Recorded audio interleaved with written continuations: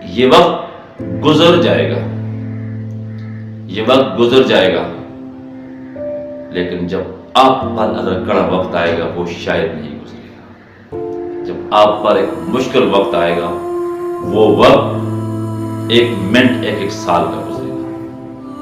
अफगानिस्तान जंग से निकल गया, आजादी की सांसें ले रहे हैं। कश्मीर की आवाम जंग से निकल जाएंगे, इंशाअल्लाह आजादी की सांस लेंगे। फलस्तीन के मजलूम माएं बहनें बुजुर्ग इस मुश्किल से निकल जाएंगे, आजादी की सांस लेंगे। लेकिन तुम्हारा क्या हो?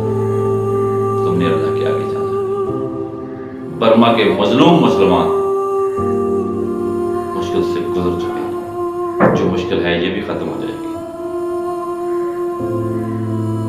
इराक में, शाम में, लीबिया में, जहां कहीं तूफान बरपा, ये सब दुनिया एक दिन इस मुश्किल से निकल जाएंगे। लेकिन होगा क्या तो तुम्हारा क्या होगा?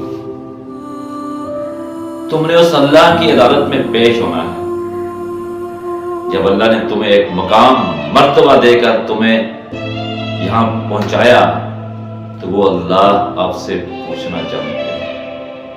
तो याद रखो कि अल्लाह के बकर करता जो फरिश्ते हैं बोलते हैं, वो बहरे नहीं है, वो नाबीने नहीं है, वो एक एक राई के बराबर बात को लिख रहे हैं। और जब हशर का मैदान सजेगा,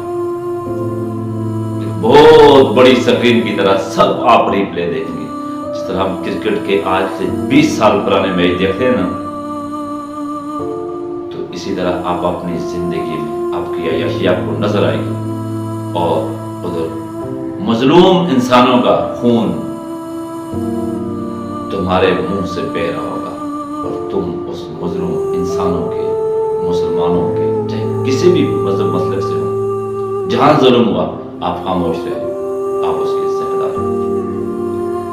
फिर इंशाअल्लाह बात करेंगे, मुलाकात करेंगे किसी नए मौजू के साथ। तब तक अपना ख्याल रखिएगा। अल्लाह।